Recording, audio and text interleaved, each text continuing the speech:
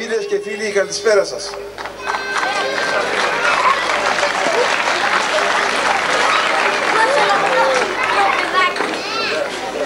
Καταρχήν νιώθω ανάμεκτα συναισθήματα χαράς και συγκίνησης που βρίσκομαι απόψε κοντά σας,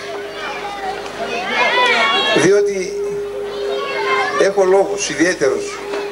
Για όσους δεν το ξέρουν, είμαι μισός Βρυσικιώτης. Η μάνα μου ήταν από εδώ.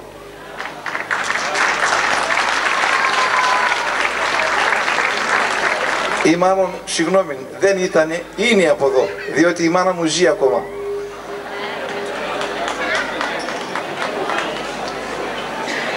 Βρίσκομαι σε μια κατάσταση λίγο παράξενη απόψε, διότι αυτός ο γάμος είναι το πρώτο μου ανιψιός από πρώτο ξάδερφο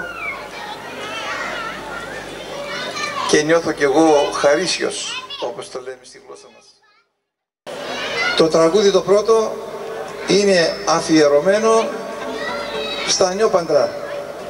Αγάλια αγάλια χτένι μου, τρίχα να μη ραγίσεις, της νύφης τα σγουρά μαλλιά.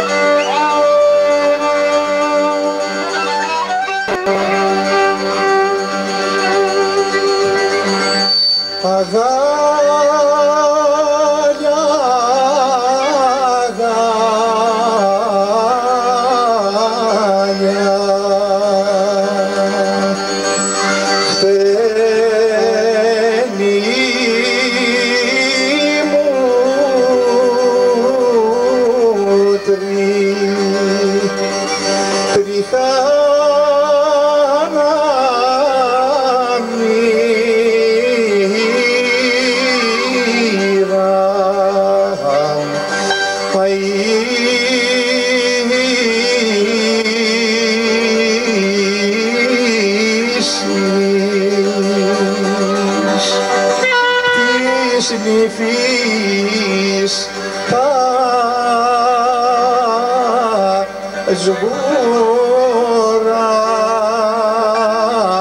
τα σγουρά μαλλιά.